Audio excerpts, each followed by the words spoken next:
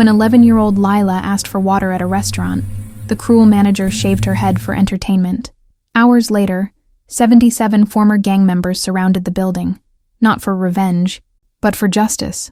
What happened next shocked the entire town and proved that some debts of honor never expire. Like, if this story moved you, subscribe for more incredible true tales and comment where you're watching from. Your support means everything to our community of storytellers. The sound of Trent's laughter still echoed in Lila Moreno's ears as she ran down the cracked sidewalk of Mesa Creek, her small hands pressed against the uneven patches where her hair had been. The cold November wind bit at her scalp, making the exposed skin sting with each gust. Her breath came in short, panicked bursts, creating small clouds that disappeared as quickly as they formed. Behind her, the neon sign of Dale's Grill flickered against the gray afternoon sky. She could still smell the grease from the fryer, still hear the murmur of customers who had watched in stunned silence as Trent Howland, the day manager, held her down in that red vinyl chair. "Just a little trim," he had said, his voice thick with cruel amusement as the electric razor buzzed to life. "For the entertainment value." Lila stumbled slightly as she reached the corner of Elm and 3rd, her vision blurred by tears. She refused to let fall completely. A truck rumbled past, its driver glancing at her with concern, before the light turned green and carried him away. She pulled her thin jacket tighter around her shoulders, wishing she could disappear entirely. The other kids from school had seen her run. Maria Santos had covered her mouth in shock, while Jake Wheeler just stared with his mouth hanging open. Even Mrs. Peterson from the bakery had stepped onto the sidewalk, Flour still dusting her apron, her eyes wide with disbelief, but none of them had followed her. None of them had stopped Trent. She turned onto Maple Street, where the houses grew smaller and the yards more cluttered. Home was still 3 blocks away, but already she could feel the familiar weight of her mother's exhaustion waiting for her. Carmen worked double shifts at the packaging plant and cleaned offices downtown twice a week. The last thing she needed was another problem, another reason to worry about money they didn't have. Lila's fingers found the empty space in her jacket pocket where the metal token usually rested. The realization hit her like cold water. The 77 token, the only thing she had left of her grandfather, was gone. She stopped walking, her heart hammering against her ribs as she searched her pockets frantically. Nothing. It must have fallen when Trent grabbed her, when she struggled against the chair, when the razor made its first cruel pass across the back of her head, the token that her grandfather had carried through decades of helping lost kids find their way home. The one he'd pressed into her palm the night before he died with words she'd never forgotten. "This means family, Misha. This means someone will always come when you need them." The wind picked up, scattering dried leaves across the pavement. Lila wrapped her arms around herself and continued walking toward home, unaware that 3 miles away, a weathered man in a flannel shirt was kneeling beside a restaurant booth, staring at a small piece of metal that had just changed everything. Back at Dale's Grill, the lunch crowd had thinned to a handful of regulars nursing coffee and picking at pie. Sarah Chen, the newest server, kept glancing toward the front door where Lila had disappeared, her order pad trembling slightly in her hands.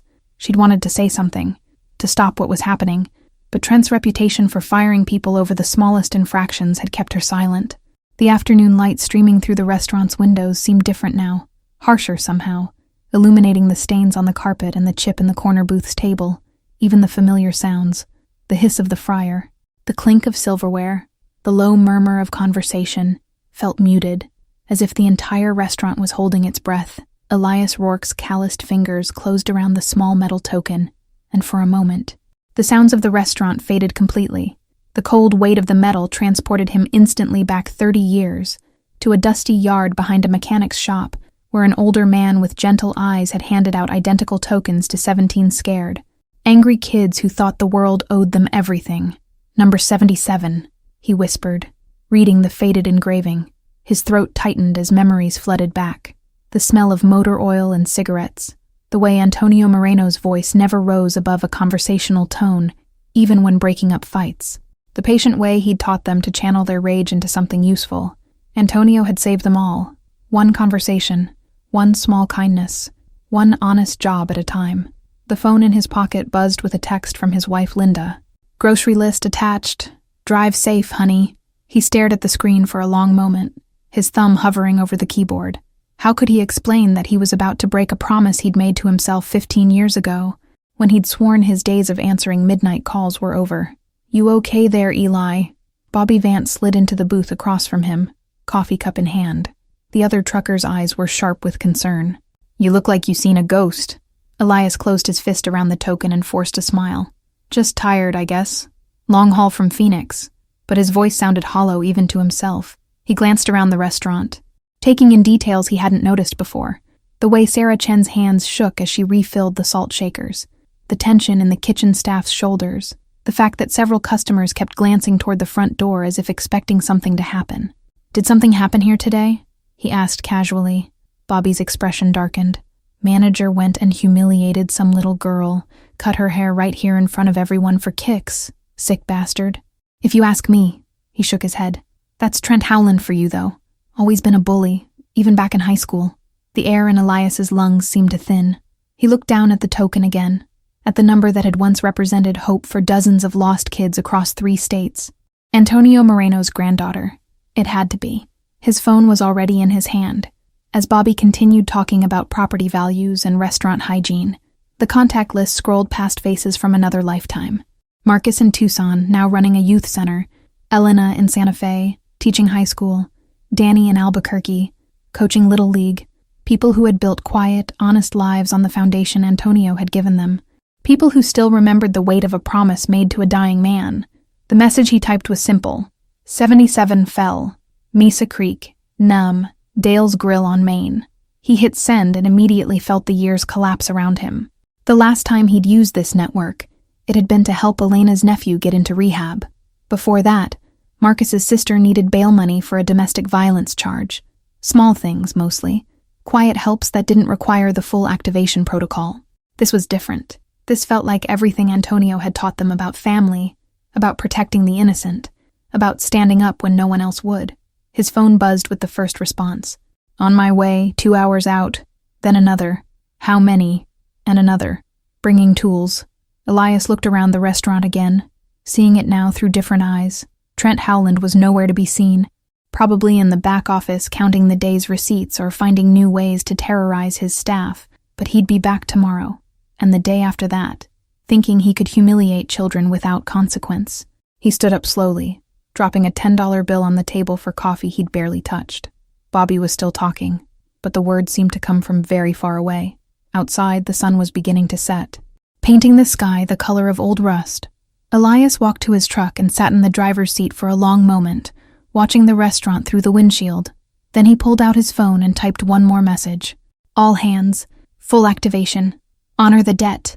Lila pressed the knit beanie down over her head until it covered her ears, but the scratchy wool couldn't hide what Trent had done.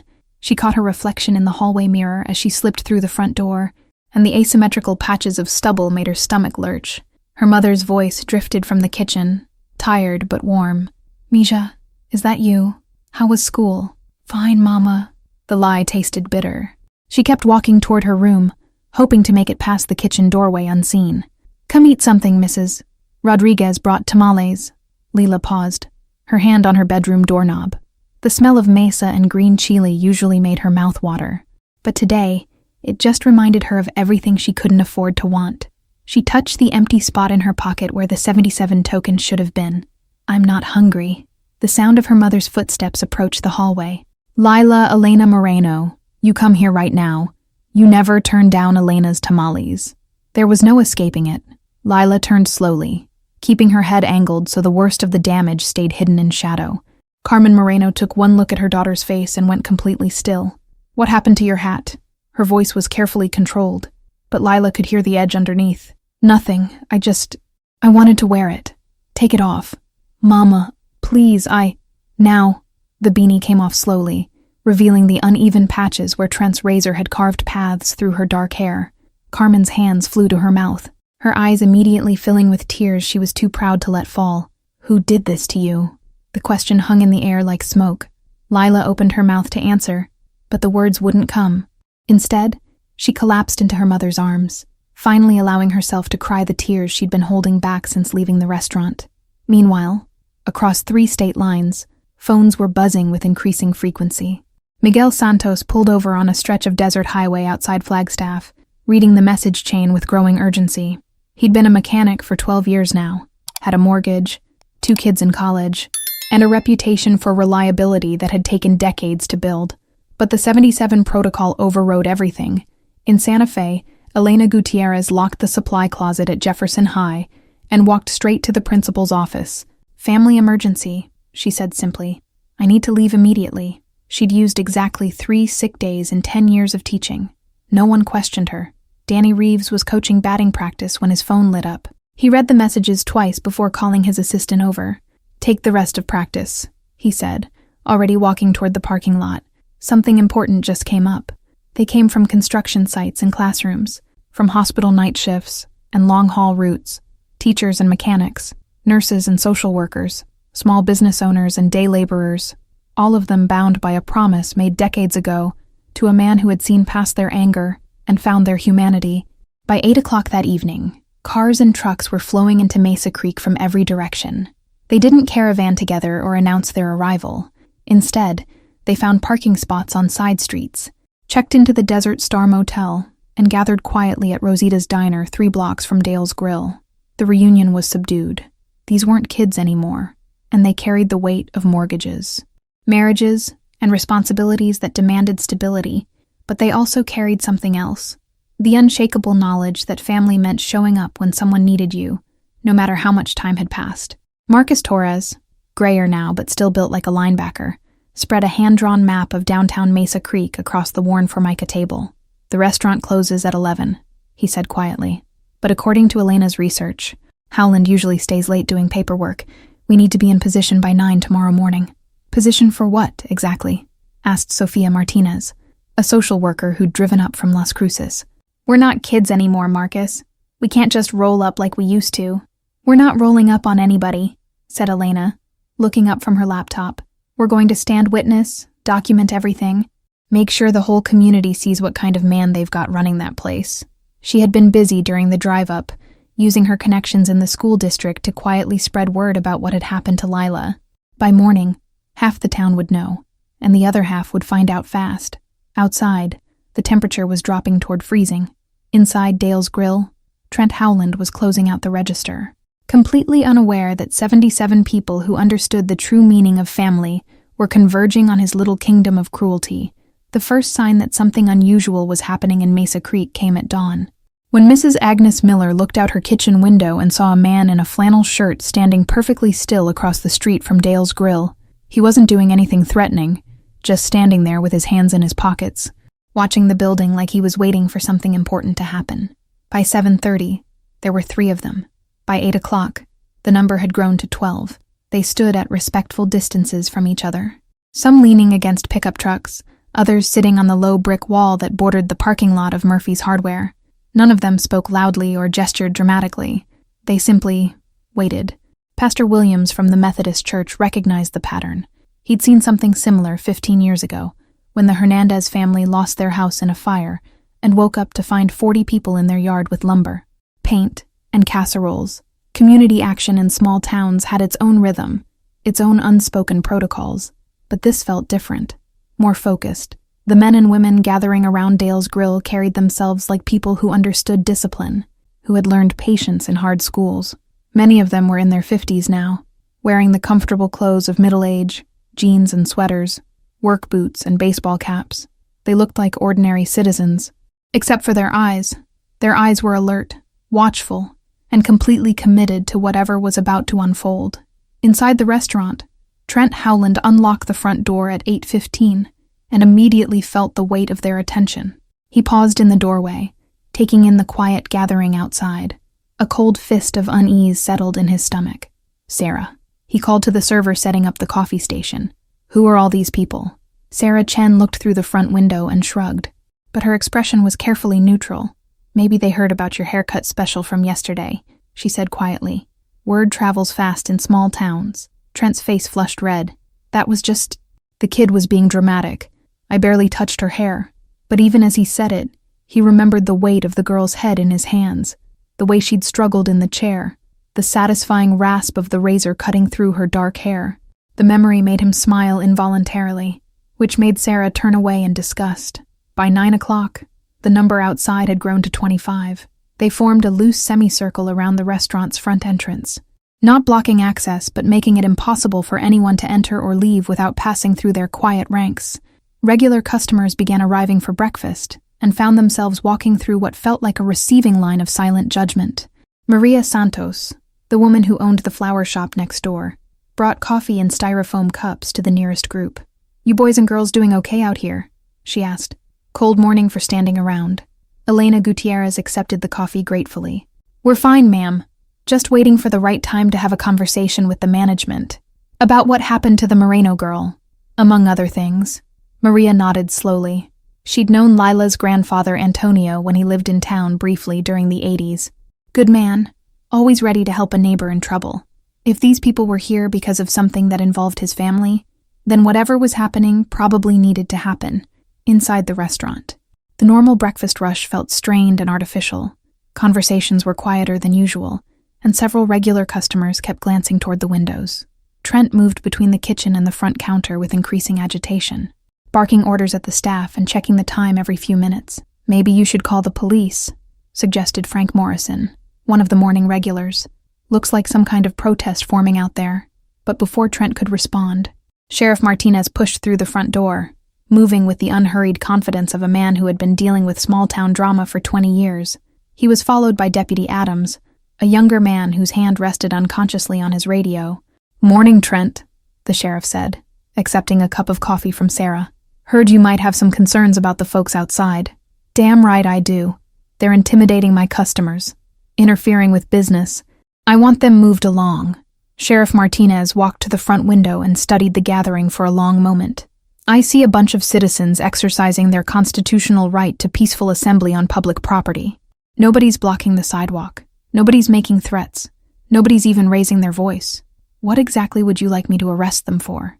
The question hung in the air like a challenge. Trent's mouth opened and closed several times before he managed to speak. "They're here because of that girl yesterday. But that wasn't... I was just joking around. Kids these days are so sensitive." "What girl?" The sheriff's voice was carefully neutral, but his eyes were sharp. "Just some kid who came in asking for water. I gave her a little haircut. That's all. Harmless fun." Deputy Adams looked up from his notepad. "You cut a child's hair? Without permission?" The restaurant went completely silent.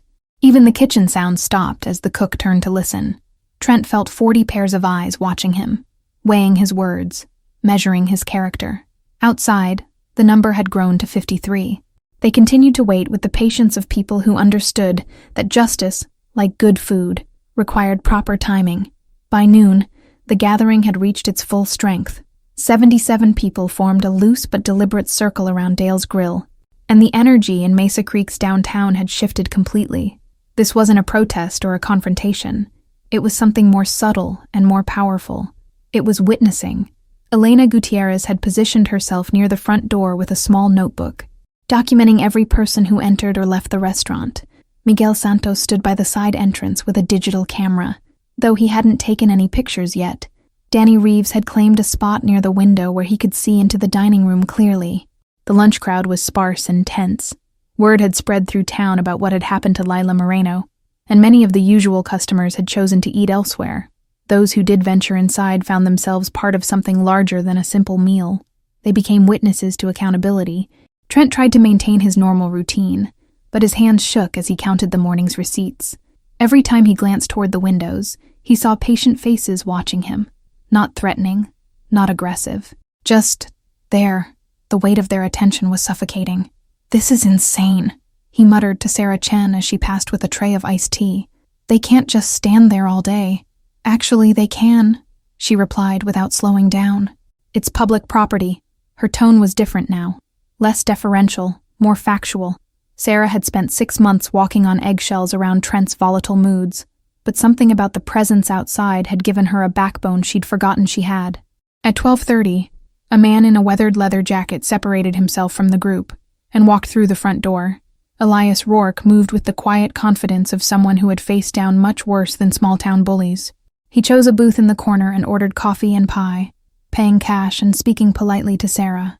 Trent watched him suspiciously. "You one of them?" he asked, nodding toward the window. "One of who?" Elias took a sip of coffee and looked directly into Trent's eyes. "I'm just a truck driver passing through, though I did hear something interesting about this place yesterday." What kind of something? Heard the management likes to give unauthorized haircuts to children. The words hung in the air like a thrown gauntlet. Trent's face went red, then white. I don't know what you're talking about. The Moreno girl, 11 years old. You held her down in a chair and shaved part of her head for your own amusement. Elias's voice never rose above conversational volume, but somehow everyone in the restaurant could hear him clearly. She was just... Trent looked around wildly for support, but found none. The other customers were staring at him with expressions ranging from disgust to disbelief. She dropped something when she ran, Elias continued, pulling the 77 token from his pocket and placing it gently on the table. This belonged to her grandfather, Antonio Moreno. Good man. Helped a lot of kids over the years. Sarah Chen stopped pretending to work and turned to stare at the token. Several customers moved closer, drawn by the gravity in Elias's voice. Antonio had a philosophy, Elias said, still speaking quietly. He believed that how we treat the most vulnerable among us says everything about who we really are. He believed that children deserve protection, dignity, respect. Trent's breathing was becoming shallow and rapid. I want you out of my restaurant. Your restaurant. Elias tilted his head slightly. Funny thing about that. See, we spent some time this morning talking to folks around town. Seems like there might be some questions about how this place has been managed lately. As if summoned by his words, a woman in a county health department jacket pushed through the front door, clipboard in hand. Behind her came a man in a suit who introduced himself as being from the State Labor Board. Both of them moved with the efficient urgency of officials responding to formal complaints.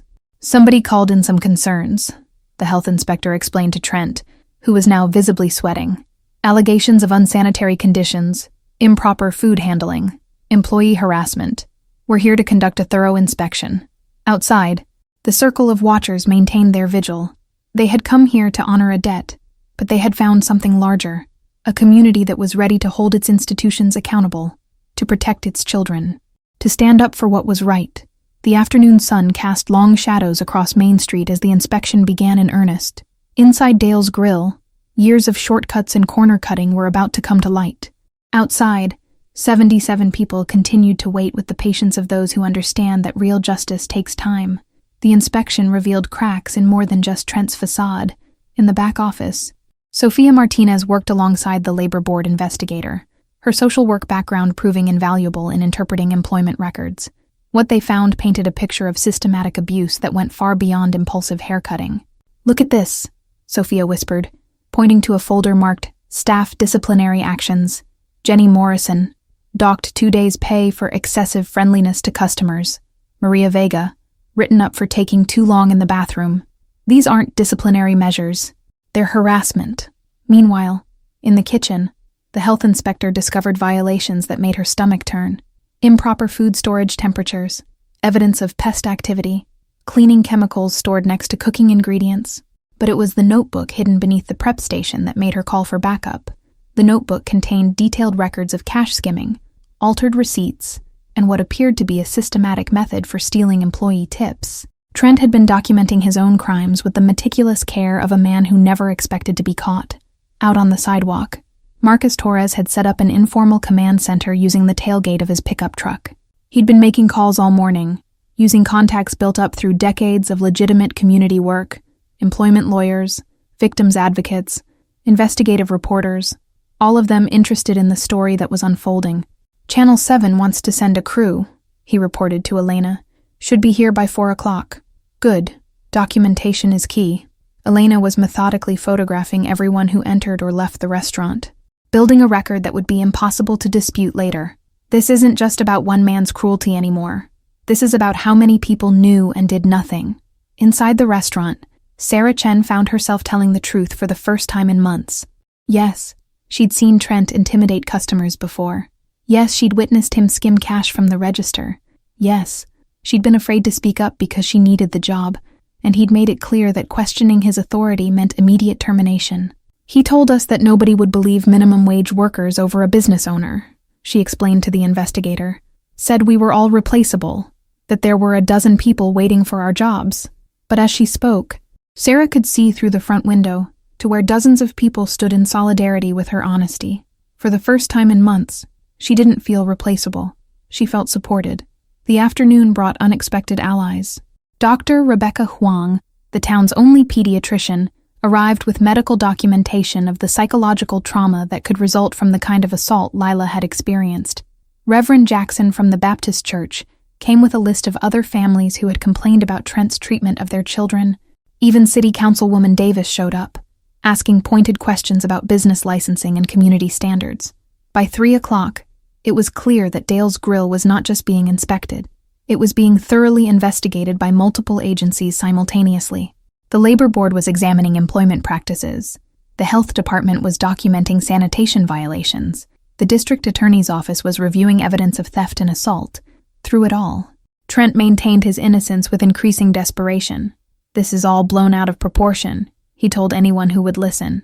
"One little joke, and suddenly I'm some kind of criminal. That girl was fine. Kids are resilient." But his words rang hollow in the face of mounting evidence. The notebook full of theft records, the testimony of intimidated employees, the photographs of health violations, the medical documentation of psychological harm. Outside, the vigil continued. Some of the original 77 had been replaced by local residents who understood that what was happening transcended any single incident. This was about the kind of community Mesa Creek wanted to be. Lila Moreno and her mother had not yet appeared, but their presence was felt in every document uncovered, every testimony recorded, every violation documented.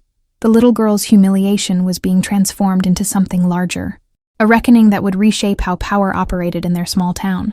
As the sun began to set behind the mountains, casting long shadows across Main Street, it was becoming clear that Trent Howland's reign of petty tyranny was ending.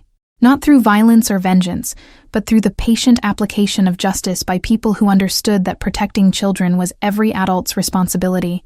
That evening, Lila finally told her mother everything. They sat together on the worn couch in their small living room. Carmen's arm wrapped around her daughter's shoulders as the full story emerged in halting whispers. The way Trent had grabbed her arm when she asked for water, the sound of other customers laughing, or maybe just not stopping him, the electric razor buzzing to life, the feeling of being completely powerless while an adult hurt her for his own entertainment. "I lost Abuelo's token," Lila whispered, the words carrying the weight of her deepest shame. "I tried to hold on to it, but when I was running..." Carmen's breath caught. She remembered her father pressing that same token into her palm when she was barely older than Lila, telling her stories about family that transcended blood, about people who looked out for each other no matter what. She had passed those stories down to her daughter along with the token itself. "Mija," she said softly, "that token was just metal, what your grandfather gave us. The real gift, that's still here." She pressed her hand over Lila's heart. "Nobody can cut that away." They walked to Dale's Grill together just as the dinner shift was beginning. Carmen had changed into her best blouse, the one she wore to parent-teacher conferences and church services. Her hands shook slightly, but her spine was straight as she approached the circle of patient watchers. "Are you here for my daughter?" she asked Elena Gutierrez quietly. "We're here for family," Elena replied simply. "All family." Word spread quickly through the gathering that Lila had arrived, but instead of surrounding her with attention, the 77 created space. They formed a protective corridor that allowed mother and daughter to approach the restaurant's front door without feeling overwhelmed or exposed. Inside, the investigations were reaching their conclusion. Trent had been served with papers from 3 different agencies and informed that his employment was being terminated immediately.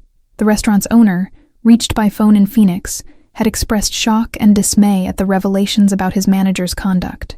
"I want to see him," Lila said suddenly. Her voice was barely above a whisper, but it carried absolute determination. Carmen looked uncertain. "Mija, you don't have to." "Yes, I do." They entered the restaurant together, followed at a respectful distance by Elias Rourke and Elena Gutierrez. The dining room was nearly empty, except for investigators and staff members giving statements. Trent sat alone at a corner booth, legal documents spread before him like a judgment. He looked up as Lila approached, and for just a moment, his face showed something that might have been shame, but it passed quickly, replaced by defensive anger. "This is ridiculous," he said, addressing Carmen rather than looking at Lila. "Your daughter is fine. Look at her. No permanent damage. Kids get haircuts all the time." Lila stepped forward before her mother could respond. "My name is Lila Elena Moreno," she said, her voice growing stronger with each word. "My grandfather was Antonio Moreno. He taught people that how we treat children matters, that everyone deserves dignity." She paused. studying Trent's face. "You hurt me because you thought no one would care about one poor girl asking for water. But you were wrong." Elias stepped forward and placed the 77 token on the table between them. "This fell when she ran from what you did to her. It belongs to her family, a family that includes everyone who believes children deserve protection." Trent stared at the token, and something in his expression suggested he was finally beginning to understand the magnitude of what he had unleashed. This wasn't about one impulsive moment of cruelty. This was about accountability, community, and the price of believing that vulnerable people didn't matter. Outside, the news van from Channel 7 had arrived, but the reporters found themselves interviewing not protesters, but citizens, teachers who talked about creating safe spaces for children, social workers who discussed the long-term effects of bullying, business owners who spoke about treating employees with respect. The story was shifting from one man's cruelty to one community's response, and that response was being documented for other communities to see. As darkness fell over Mesa Creek, the vigil began to transform into something else, a celebration of the power of ordinary people to stand up for what was right. Food appeared from local restaurants and family kitchens. Folding chairs materialized from church basements. Children ran between the adults, their laughter a counterpoint to the serious business of justice. Lila stood in the doorway of Dale's Grill, holding her grandfather's token and watching the community that had gathered in her name. She was still hurt, still healing, but she was no longer alone, and she was no longer powerless. The town hall meeting was standing room only by 7 o'clock. Mayor Roberts had called the emergency session after fielding calls from reporters, state officials, and concerned citizens who wanted answers about what was happening in Mesa Creek. The community center hadn't seen this many people since the high school's championship basketball game 3 years ago. Lila sat in the front row between her mother and Elena Gutierrez, wearing a colorful headband that Elena's daughter had overnight expressed from Santa Fe. The asymmetrical patches of hair were still visible, but they no longer defined her. Her spine was straight, her hands steady in her lap. The 77 had positioned themselves throughout the room, not clustered together but distributed like a network of support that encompassed the entire gathering. They weren't speakers tonight. They were witnesses, ensuring that every word was heard and remembered. Mayor Roberts called the meeting to order and immediately acknowledged the obvious. "We're here because of what happened to Lila Moreno at Dale's Grill yesterday morning. But as today's investigations have shown, this situation involves more than one incident." District Attorney Williams took the microphone first, outlining the charges being filed against Trent Howland: assault, theft, creating a hostile work environment, financial fraud. Each charge was supported by documentation, witness testimony, and evidence gathered during the day-long investigation. "This is what accountability looks like," he said simply. "No one is above the law, regardless of their position in the community." Sarah Chen spoke next, her voice trembling but clear as she described months of intimidation and wage theft. Other employees followed, each adding their piece to the larger picture of systematic abuse that had been hidden behind the facade of a normal small-town restaurant. Dr. Huang presented research about the psychological impact of public humiliation on children, explaining how what seemed like a harmless prank could create lasting trauma. Reverend Jackson talked about the moral obligation of communities to protect their most vulnerable members, but it was Carmen Moreno who provided the most powerful testimony of the evening. She spoke about immigrant families who often stayed silent when mistreated because they feared retribution, about children who learned to accept abuse because no adult intervened, about the courage it took to speak up when you had everything to lose. "My daughter should not have had to be hurt for this community to discover what was happening," she said, her voice carrying the weight of painful experience. "But since she was hurt, we must make sure it leads to something better." When she finished speaking, the room erupted in applause that went on for nearly 2 minutes. People were on their feet, some wiping away tears, others nodding in fierce agreement. Then Lila asked to speak. The room went completely silent as she walked to the microphone. She was small behind the podium, but her presence filled the space as she looked out over the crowd of neighbors, strangers, and the 77 who had come because of a promise made decades ago to her grandfather. "Yesterday, I learned that some adults will hurt children just because they can," she said, her voice clear and steady. "But today, I learned that there are many more adults who will stand up to protect children, even when it's hard." She held up the 77 token, letting it catch the light from the overhead fixtures. "My grandfather used to tell me that this number represented family, not just people with the same last name, but everyone who chooses to look out for each other." She paused, scanning the crowd. "I want every kid in Mesa Creek to know that they have family here, that if someone hurts them, someone else will care, that their dignity matters, even if they're poor or different or scared."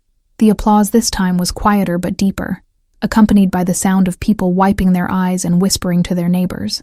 Mayor Roberts closed the meeting by announcing the formation of a community oversight committee to monitor local businesses and ensure employee protection. He also announced that the city would be partnering with state agencies to implement new training programs for service workers and their supervisors. As people filed out of the community center, many of them stopped to speak with Lila and her mother. Some shared their own stories of workplace harassment. Others offered support. Job leads for Carmen, tutoring for Lila, connections to resources they hadn't known existed. The 77 began their quiet departures, melting back into the night toward their own lives and responsibilities. They had done what they came to do. The debt was honored, but more importantly, a community had learned that ordinary people could create extraordinary change when they stood together. 3 weeks later, Mesa Creek had settled into a new normal. But the changes ran deeper than anyone had anticipated. Dale's Grill had reopened under new management with a policy manual that emphasized dignity and respect for all customers and employees. The employee break room now displayed a framed copy of workers' rights in both English and Spanish. Trent Howland had pled guilty to multiple charges and been sentenced to community service, restitution, and mandatory anger management counseling. His work would include volunteering at a youth center in Albuquerque, where former gang members helped troubled kids find better paths. The irony was not lost on anyone, but the real transformation was happening in smaller, quieter ways throughout the community. Carmen Moreno had been offered a full-time position with benefits at the packaging plant after her supervisor learned about her situation. 3 other local businesses had implemented anonymous complaint systems for employees. The school district had begun training sessions about recognizing and responding to child abuse. Elena Gutierrez had extended her leave of absence to work with the newly formed Community Protection Coalition, helping other towns implement similar oversight programs. Miguel Santos had opened a small satellite office for his mechanical repair business in Mesa Creek, creating jobs for local residents. Danny Reeves was coaching Little League teams again, but now with an emphasis on character building that drew from everything Antonio Moreno had taught them decades ago. Lila's hair was growing back unevenly, creating a punk rock style that had become surprisingly popular among her classmates. She wore it with confidence now, along with the 77 token that hung from a chain around her neck. Her grades had improved dramatically since the stress of keeping secrets had been lifted from her shoulders. On a bright Saturday morning, she stood in the doorway of her family's apartment and watched a team of volunteers putting the finishing touches on a renovation project that had taken 2 weeks to complete. New paint, new flooring, a small garden in the courtyard, and repairs that would make the winter more comfortable. "Looks good, doesn't it?" Elias Rourke emerged from the kitchen, wiping paint off his hands. "Your mom's going to love the new cabinets." The volunteers weren't all from the original 77. Many were local residents who had been inspired by what they'd witnessed 3 weeks ago. Teenagers from the high school had painted a mural on the courtyard wall, depicting children of all backgrounds, playing together under a protective tree. Local businesses had donated materials and labor. Even Mayor Roberts had spent his Saturday morning installing new light fixtures. Carmen emerged from the bedroom where she'd been hanging curtains, her face glowing with happiness that seemed to make her look years younger. "Mija, come see what Mrs. Patterson brought for your room." The room had been transformed with bright colors, comfortable furniture, and a desk by the window where Lila could do homework with proper lighting. But the centerpiece was a shadow box on the wall containing a photograph of Antonio Moreno surrounded by artifacts from his life, work gloves, a pocket watch, letters from young people he'd helped, and the original charter documents from the first community group he'd organized. "Your grandfather would be proud," Elena Gutierrez said softly, standing beside Lila as they looked at the memorial. "Not just of you, but of what his legacy inspired." Outside, the renovation team was cleaning up their tools and preparing to head home to their own families. But the work they'd done wasn't really finished. It had become a template for how communities could respond when vulnerable people needed help. As the sun set behind the mountains, casting golden light through the new windows, Lila curled up in her reading chair with a book about civil rights heroes. The 77 token rested against her chest, warm from her body heat.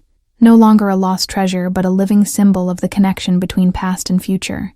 Her phone buzzed with a text from her friend Maria. "Movie night tomorrow, my mom said you could sleep over." Lila smiled as she typed back, Yes, can't wait. Such a simple exchange, but it represented something that had been damaged and was now healing.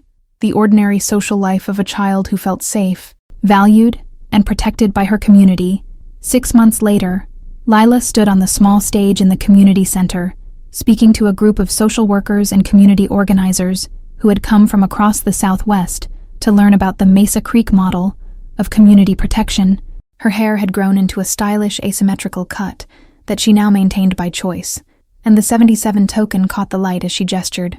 "The most important thing we learned," she said, her voice clear and confident, "is that healing happens when people believe you matter, not because of what you can do for them, or how much money your family has, or whether you're the right kind of victim, just because you're human and you deserve dignity."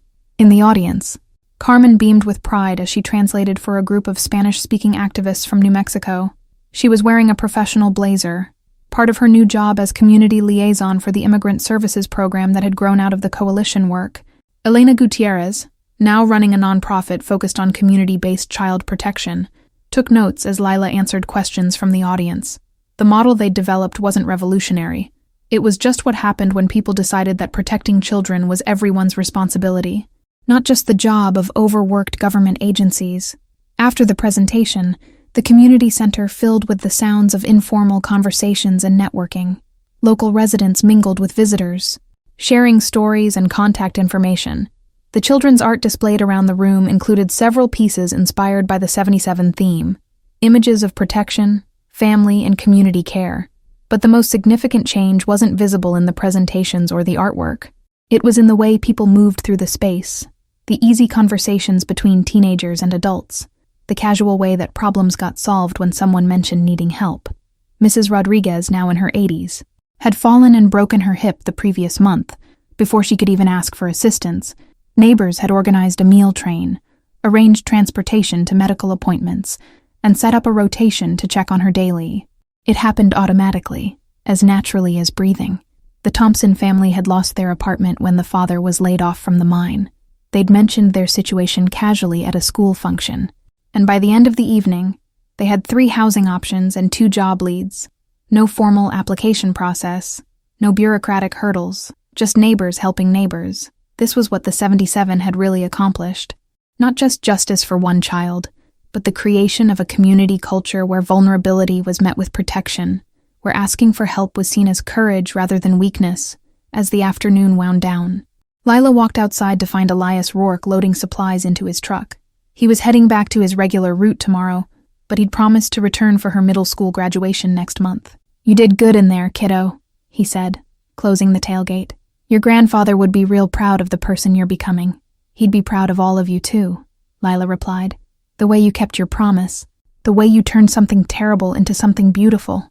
Elias smiled and pulled out the original 77 token, the one Antonio had given him 35 years ago. It was more worn than Lila's, the edges smooth from decades of carrying. "You want to know a secret?" He gave one to all of us, but they weren't really about the gang or the group. They were about remembering that everyone deserves someone who will show up when they need help. He handed her the token. "This one's been with me through marriage, kids, career changes, hard times, and good times, but I think it's time it went to someone who understands what it really means." Lila held both tokens in her palm, feeling their weight. What am I supposed to do with them? Same thing we did. Wait, listen. And when someone needs family, real family, not just the kind you're born into, you show up. As Elias drove away, his taillights disappearing around the corner, Lila remained on the sidewalk holding the 2 tokens. Around her, Mesa Creek continued its evening routine, streetlights flickering on, families calling children inside for dinner, the familiar sounds of a small town settling into night. But underneath the ordinary surface, something extraordinary had taken root. A community that had learned to see itself as one large, protective family, a place where children could grow up knowing that their dignity mattered, their safety was guaranteed, and their potential would be nurtured by people who understood that loving your neighbor was more than just a nice idea. It was a way of life. Lila slipped both tokens into her pocket and walked home, where her mother was waiting with homework help and stories about her day. Tomorrow there would be school, friends, the normal challenges of growing up, but all of it would happen within a web of community protection that had been strengthened by crisis and deepened by love. The 77 had honored their debt, but in doing so, they had created something much larger. A living legacy of what happened when ordinary people decided that every child's dignity was worth defending, and that no one should have to face cruelty alone. What moments of unexpected kindness have restored your faith in community?